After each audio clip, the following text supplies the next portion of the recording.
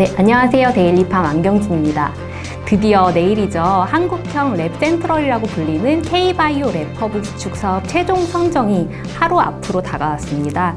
5월에 중기부가 공고를 내고 한 2달 가까이 전국 지자체 12곳이 처음에 뛰어들어서 뜨거운 경쟁을 펼쳤고요. 이제 5곳이 남았습니다. 서류 평가와 현장 평가까지 진행이 됐고 이제 발표 평가만 남겨둔 단계고요. 이제 내일이면 최종 선정지가 발표될 예정입니다. 그래서 바이오계 내부적으로 굉장히 관심이 높고 긴장감이 높아지고 있는데요. 그래서 이런 민감한 시기에 우리 전문가분을 모시고 또 그 유치 경쟁 속으로 저희도 현장을 좀 들여다보는 시간을 가지려고 합니다.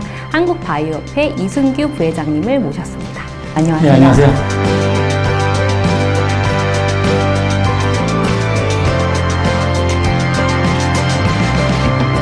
이제 오늘 사실은 이제 지난 2달 동안 K-바이오 랩허브 구축 사업을 둘러싼 유치 경쟁이 굉장히 뜨겁게 펼쳐졌고요. 사실 굉장히 지금 긴장감이 높은 시기인데 저희가 그 시기에 그 주제를, 무거운 주제를 사실은 다루게 되어서 좀 긴장이 되기는 하고요. 이제 생각해보면 강원, 경기, 강원, 충북, 경북, 전남, 정북, 대전, 대구, 부산, 제주, 인천. 전국에서 12곳이 유치 요양서를 제출을 했어요. 대구와 경북이 단일화를 하고 사실 이거 몰랐던 분들도 많을 텐데 그 안에서는 굉장히 치열한 물밑 경쟁이 있었던 거고요. 이제 11개 시도로 좁혀졌고 그다음에 서류 평가, 현장 평가까지 갖춰서 5개 지역으로 지금 압축이 된 상황입니다. 그래서 이번 주에 이제 최종 후보지 선정을 앞두고 있는데요. 과정을 좀 지켜보셨잖아요. 가까이서. 좀 감회가 남다르실 것 같아요. 예, 저 감회가 안 돼요. 언제 바이오가 이렇게 저 국가적으로 인기가 있었나라는 생각이 들기도 하고. 어느 때보다 뜨거운 선거 열기. 그리고 한편으로는 이게 기회가 왔구나. 한국 바이오 산업이 뭐 국내적으로나 해외적으로 기회가 왔구나라는 걸 좀 저희가 피부로 느끼고 같고. 근데 이제 그 두 가지인 것 같아요. 하나는 이전까지 정부에서 아주 많은 지원을 했죠. 그러니까 이제 이전까지는 바이오 산업이 어떻게 보면 기반을 국가가 주도한 기반을 다스리는 분야라고 생각을 한다면 이제 향후는 국가가 뭔가 인프라를 깔고 민간 기업이 좀 더 활성화해 있는 한국의 미래 성장의 동력으로 삼는 그런 걸 모두 인지한 게 아닌가. 그런 면에서 본다면 바이오 산업계를 같이 입는 사람으로서 뿌듯하기도 하고요. 한편으로는 진짜 무한한 책임감도 느끼기도 하고 되게 이번 기회를 잘 잡아가지고 한국 바이오 산업이 성장할 수 있는 기틀을 마련해야 되겠다. 그런 생각이 듭니다. 네, 그렇습니다. 근데 사실은 이렇게 뜨거운데 일각에서는 제약업계 내부에서도 제약사 다니시는 분들도 K-바이오 랩허브 뭐지? 이렇게 생소하게 받아들이시는 분들이 있어요. 있을 겁니다. 지금 보고 계시는 분들 가운데서도요. 그래서 한국형 랩센트럴이라고 불리잖아요. 그래서 미국 보스턴에 있는 랩센트럴 우리가 최근에 요즘 많이 들었는데 좀 닮아 있는 모델인 거죠? 좀 그렇죠. 부회장님께서 설명을 해주시면 좋을 것 같아요. 그러니까 이제 한국형 그 랩허브를 보시려면 먼저 이제 보스턴에 있는 센트럴 랩을 좀 봐야 되는데 센트럴 랩은 앵커 기업이 그러니까 스타트업을 육성하기 위해서 그러니까 스타트업들은 아시겠지만 기술만 있고 자금이나 여러 인프라가 없기 때문에 그걸 성공했던 앵커 기업이 그 스타트업들을 육성하기 위한 인프라를 깔아주는 거죠. 그래서 자기의 경험을 공유하고 하면서 기술력이 있는 벤처들을 좀 물 위로 확 끌어오는 역할을 했던 게 랩센트럴이에요. 그래서 그런 면에서 본다면 한국이 아직까지 뭐 미국의 보스턴 같은 그 완벽한 에코시스템을 가지고 있지 않기 때문에 한국형 센트럴 랩을 만들어서 우리 현실에 맞는 스타트업을 육성하고 차세대 스타를 만들기 위한 전략을 꾸미자라고 하는 것이 이제 이번에 아마 한국형 랩허브의 기본적인 컨셉이 아닌가 그렇게 생각이 듭니다. 네, 중기벤처부가 사실 이렇게 좀 칼날을 빼든 건데 야심차게 저도 취재를 하면서 바이오텍 계신 분들 만나면 이제 우리나라에도 있어야 된다 그런 센트럴 랩이 생겨야 된다라는 말씀을 많이 들었어요. 근데 이제 일반인들도 그나마 이 단어가 완전히 생소하지 않은 건 이제 모더나라는 기업 사실 우리 얼마 전까지만 해도 몰랐는데 지금은 모르는 분들이 없잖아요. 할머니 할아버지들도 다 백신으로 잘 알려져 있는데 그 모더나를 배출한 곳이 보스턴의 랩 센트럴이다. 뭐 이렇게 알려져 있어요. 좀 요거를 근데 좀 아무나 들어갈 수 없죠. 조건이 있다고 들었는데 좀 어떤가요? 그러니까 이제 모더나를 보시면은 우리가 이걸 왜 해야 되는지가 나오는 거예요. 그러니까 기술이 가지고 있는 회사가 이거는 기술이라고 하는 건 어느 순간에 폭발적으로 이게 이제 확산이 되는 거니까 그게 이제 모더나라고 저는 생각을 하는데 그 전엔 아주 많은 투자가 있었거든요. 결국은 지금 말하는 랩센츄럴은 좋은 바이오 스타트업 기술력 있는 혁신성 있는 기술을 가진 바이오 스타트업을 지원하는 육성 기관이에요. 그러니까 이제 여기에는 어느 정도 성당한, 예를 들어서 뭐 투자를 750만 불 이상을 받는다든지 아니면 매출이 300만 불 이상이 된다든지 하는 기업들은 이미 성장한 기업이기 때문에 그런 부분에 대한 지원은 아니고 아주 어리 스테이지 스타트업 기술을 가지고 있는 혁신성 있는 기업들을 우리가 육성하는 그런 프로그램인 거죠. 이런 사업을 추진하는 데는 아무래도 뭐 코로나라는 최근에 가장 큰 계기도 있었고 바이오 산업의 위상이 좀 높아지기는 했죠. 좀 그런 면에서 현장에서 굉장히 기대감이 클 것 같아요. 예. 협회 회원사분들 중에서도 아직 초기 단계 스타트업이나 비상장 기업들도 굉장히 많으시죠. 네, 반응이 좀 어떠신가요? 아주 좀 기대를 하고 바라보고 있습니다. 그러니까 특히 이제 우리 앵커님께서 말씀하셨지만 이 한국의 바이오 산업이라고 하는 게 작년에 코로나를 겪으면서 위상이 아주 놀랍게 진행을 했거든요. 근데 그때 느꼈던 게 뭐냐면 정부가 뭔가 끊임없이 지원을 해줘야 되겠다는 걸 하나 느꼈고 또 하나는 이제는 진짜 글로벌 시장의 타켓으로 가야 된다라고 하는 걸 두 개를 느꼈습니다. 그래서 아마도 이번에 이 국내 스타트업들이 활발하게 뭔가 육성되고 할 수 있는 인프라를 깔아주는 데 대해서는 되게 기대를 가지고 있고, 그렇지만 혹시라도 이것이 그냥 이전에 했던 그런 클러스터의 형태가 아니기를 바라는 부분도 분명히 있고요. 그 다음에 진짜 그 글로벌 시장을 타겟으로 하는 뭔가 목표점을 분명히 한 그런 랩허브가 돼야 되겠다라고 하는 것이 저희 업계의 기대이기도 하고 한편으로는 우려이기도 합니다. 저는 사실 이렇게나 바이오 산업에 관심이 있는 지자체가 많았나 좀 이런 생각이 들기도 하고 좀 적잖이 놀랐는데요. 아무래도 좀 말씀하신 것 같은 뭐 바이오라는 산업 자체가 굉장히 뭐 부상하기도 했고 또 정부 예산이 상당히 많이 투입되지 그렇죠. 않습니까? 이번에 총 2,500억 원 규모거든요. 예. 그래서 아무래도 이런 뭐 영향들도 아무래도 지자체 관심을 끄는데 안목을 한 게 같고요. 근데 정부가 제시한 조건들이 일단은 기본적으로 있어요. 좀 어떤 것들이 있었나요? 예, 그러니까 이제 정부가 제시하는 건 아마도 이게 이제 어느 정도 일정 기간에 정모 펀드가 들어가서 그 다음에는 그 지자체가 자체적으로 운영해서 자립해야 되는 그런 프로그램이기 때문에 지자체 열정은 뭐 당연하게 있어야 되는 것 같고요. 그 다음에 지자체에서 줄 수 있는 3만 명 정도의 그 부지를 해가지고 이제 그 부지를 이용해서 하는 방법, 그 방법이 이제 첫 번째 제시된 방법이고, 그 다음에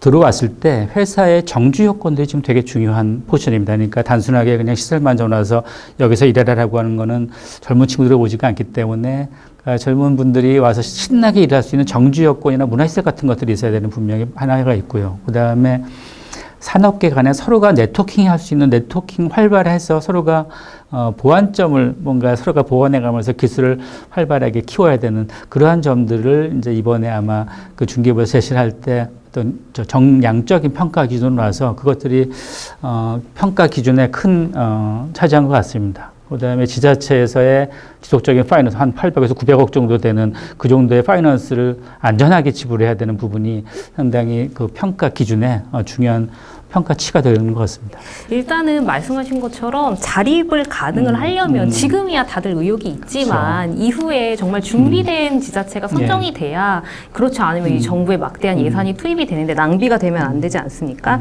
또 랩센트럴도 아까 말씀하신 것처럼 좀 민간이 들어와서 정부가 끌어주는 데는 한계가 있잖아요. 그래서 그런 식으로 비영리 기관이지만 그렇게 이제 자립적으로 잘 돌아간다 이런 말씀을 하셨는데, 아무래도 그러려면 뭐 정주 여건도 말씀을 하셨지만 또 바이오 기업들의 가장 큰 고민이 인력 부분이잖아요. 그렇죠. 좀 그런 실질적인 요건들에 대한 예. 고려가 있어야 될 것 같아요. 정확한 지적이세요. 그러니까 지금 보면 지역 클러스터가 22개, 23개 정도의 바이오 클러스터가 있는데 이것이 과연 정확하게 바이오 클러스터의 역할을 못하는 이유들이 하나가 정부에서는 어느 일정한 일몰 후에 자립화를 내세우지만 자립화하기는 불가능합니다. 그러니까 결국은 거기에 들어와서 그거를 기술을 실현할 수 있는 인력이 고급 인력들이 육성이 돼야 되고, 그 다음에 고급 인력들을 지속적으로 유치할 수 있는 그러한 매력적인 포인트가 있어야 되고, 결국 그거는 지자체가 이 그림을 장기적으로 어떤 로드맵을 가지고 가서 자기네들이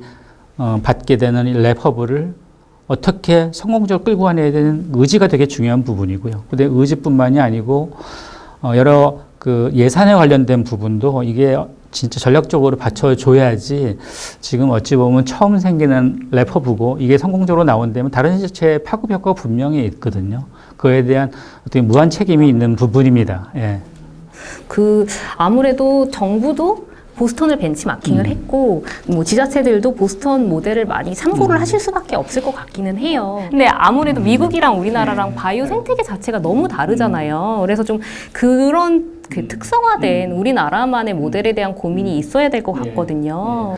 그러니까 분명히 그게 있어요. 그러니까 지금 이제 많은 분들이 보스턴을 다녀오셔서 보스턴의 지금의 모습을 보고 이걸 그대로 가지고 그거는 아주 어리석은 겁니다. 그러니까 보스턴이 지금까지 저 모습을 갖게 하는 어떤 히스토리들이 있었고 정부가 어떤 지원을 했고 민간이 어떻게 했는지에 관련된 부분의 정보를 가지고 우리가 이번에 만드는 허브를 육성을 해야지 거기에 맞는 건데 근데 이제 이거는 이런 의미 같아요. 그러니까 미국의 보스턴 같은 경우는 어떤 상징성이 있는 앵커 기업이 그 기술을 많은 실현을 해봤기 때문에 네트워킹이나 어드바이스를 충분히 해줄 수 있기 때문에 저는 그게 이제 미국형의 센츄럴랩이고 근데 아직까지 냉정하게 보면 우리나라는 그렇게 글로벌하게 성공했다고 할 수 있는 기업들, 그 제약기업이건 벤처건 아직까지 나오지 않았거든요. 그렇지만은 언젠가 앵커 기업을 기다릴 수 있는 건 아니고 그러다 보면 한국적으로 과연 어떠한 지원 시스템을 가져야 되느냐 그 부분이 이번에 녹아 들어가야 될 것 같은데 그러려면 저희는 여러 가지 기술을 가지고 있는 다양한 프리즘의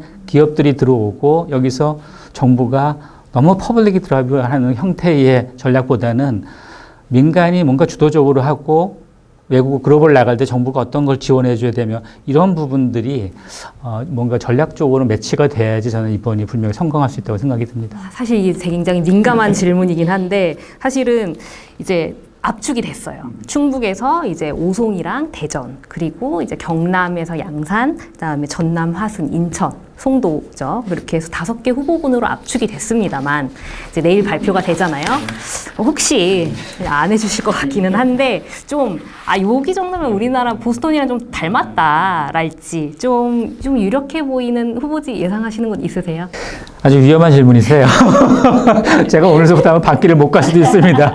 그러니까 지금 선정된 5개 기업이 뭐 어느 게 좋다, 어느 게 나쁘다라기보다는 다들 경쟁력을 가지고 있어요. 그러나 이제 어느 관점에서 그걸 바라보고 이번에 래퍼부는 어느 관점에서 뽑을지에 따라서 약간 달라지는 겁니다. 그러니까 다들 경쟁력이 있는 것 같고요. 그다음에 이번이 되고 다음에도 떨어지더라도 그 지자체가 못해서 떨어진다기보다는 처음 시작하는 거에 컨셉이 안 맞기 때문에 떨어지는 거니까 저는 그냥 그 이번에 결정이 나든다고 하더라도 그게 완전히 100% 끝나는 게 아니고 새롭게 다시 한번 리모델링해서 다시 조던할 수 있는 기회가 삼았으면 어떨까 생각이 듭니다. 저도 읽어봤는데 지자체별로 이제 유치 당위성을 내세우는 게 있는데 저도 몰랐던 부분들이 많이 나오더라고요. 그래서 이 지역은 이런 강점이 있구나 그런 게 있었어요. 좀 한 곳 한 곳 좀 살펴보면 어떨까 싶은데요. 대전부터 가면 어떤가요? 예, 일단 이 순서는 뭐 저희가 무슨 수를 정하고 상관없이, 말씀드린 게 아닌 거라고 다시 한번 말씀을 드리고 기흥, 니은, 디귿으로. 예, 일단 대전 먼저 가시죠. 뭐 네. 대전 같은 경우는 지금 대전이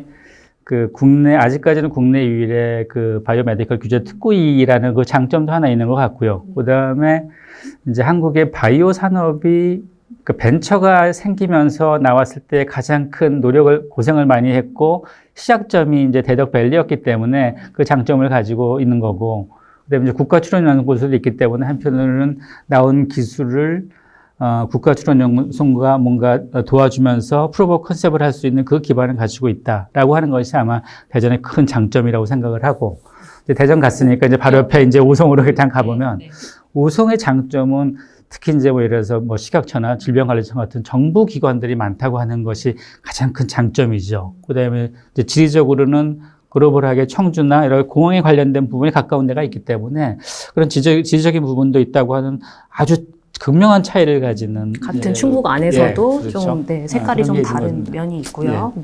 뭐 전남 화순도 예. 생각해 보면은 아까 뭐 정부 기관들이나 뭐 인프라 얘기하면 또 빼놓을 수 그렇죠. 없는 지역이에요. 그러니까 이번에 이제 화순 같은 경우는 특히 화순 같은 경우는 이제 백신 유일하게 백신 클러스터가 있는 거죠. 산업 특구가 있었기 때문에 거기서 우리 이번에 저희가 코로나 백신에 관련된 생산들을 글로벌한 생산의 CMO를 맡을 수 있는 그러한 기본적인 여건이 있었던 거고, 그다음에 여기는 정부가 어떤 인프라를 깔았을 경우에 산업이 어떻게 커간다고 하는 거를 어떻게 보여준 형태가 됩니다. 그리고 나서 또 이제 그 화순 부근에는 뭐 전남 생물의학센터가 있고, 네. 그다음에 동물대체시험센터, 네네네네. 뭐 미생물실증센터 같은 맞아요. 여러 실증센터가 있기 기관들이 때문에 벤처들이 갖고 있는 기술들을 어떻게 하면 프로브 컨셉을 할 수 있을지 관련된 부분을 해결해 줄 수 있는 그런 장점이 있는 것 같고요. 그다음에 또 그 옆에 조금만 넘어가면 이제 네, 경남 양산이 양산. 있는데, 네.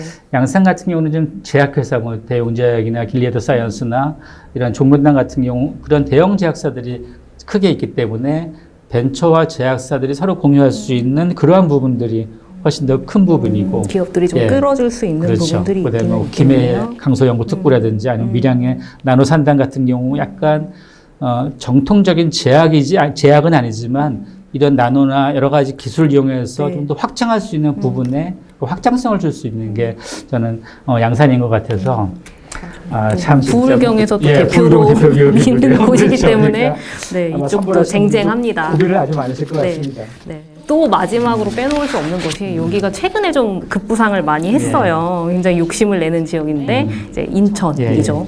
그러니까 인천 송도죠. 송도로 대변할 수 있는데 송도가 이제 10년 정도 됐죠. 뭐 로직스나 셀트리온이나 에피스가 이제 지금 올해로 세팅한 지 10년이 되는 해인데 그게 송도는 진짜 천지개벽하는 발전을 했습니다. 그리고 여기에 아이패드들 들어가 있고, 그다음에 특히 이제 가장 이 송도의 장점은 글로벌하게 세계 1위라고 하는 위탁 생산 CMO 시설을 가지고 있다고 하는 것이 아마도 가장 큰 장점일 것 같고, 결국은 이제 우리가 글로벌 시장으로 나가기 위해서는 과연 글로벌 리더가 있느냐, 이것도 가장 큰 의미를 줄 수가 있는데, 그런 면에서 본다면은 이제 송도가 갖는 장점도 다른 지자체에 비해서 아주 우수하다고 볼 수가 특히 있습니다. 이번에 코로나 때문에 그럼요. 또 그런 CMO 예. 능력이 부각이 많이 돼서 예. 그러니까 한 곳 한 곳 들여다보면 정말 버릴 곳이 없어요. 없습니다. 그래서 발표 평가 굉장히 지금 빡세게 준비하고 계실 것 같은데 그렇죠. 그래서 정말 어디가 될지 제가 아까 따로 방송 전에도 여쭤봤는데 모르시겠다. 예,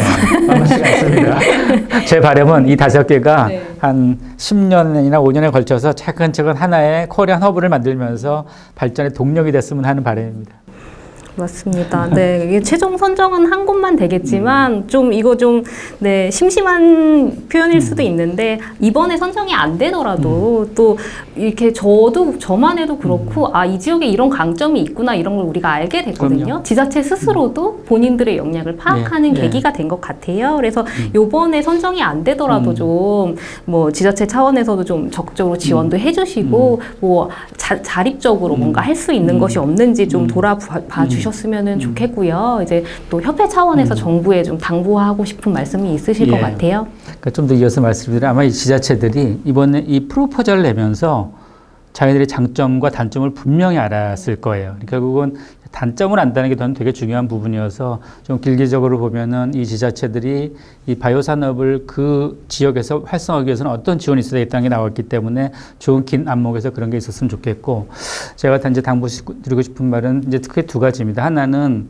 이 결정이 절대 정치적인 어떠한 기준으로 되면 안 된다라는 거는 이거는 좀 철저하게 좀 지켰으면 좋겠고, 2번째는 이것이 이제 7년 일몰 하고 나서 그 다음에 나오게 되는데 선발하는 과정에서 자생력에 관련된 부분의 평가를 정확하게 해서 또다시 7년 후에 다시 재원점 들어가는 그런 일이 없도록 해주셔야지, 지금 어떻게 보면 어렵게 온 바이오 산업의 새로운 기회거든요. 그러니까 저희 같은 후발주자들이 좀 앞선 사람을 쫓아가려면 지금 팬데믹 상태에서 캐치업하기가 가장 좋은 기회입니다. 그래서 그 기회를 놓치지 않고 바이오 산업이 우리나라에 진짜 하나의 큰 먹거리로 역할을 할 수 있게 많이 지속적인 도움을 주셨으면 하는 바람입니다.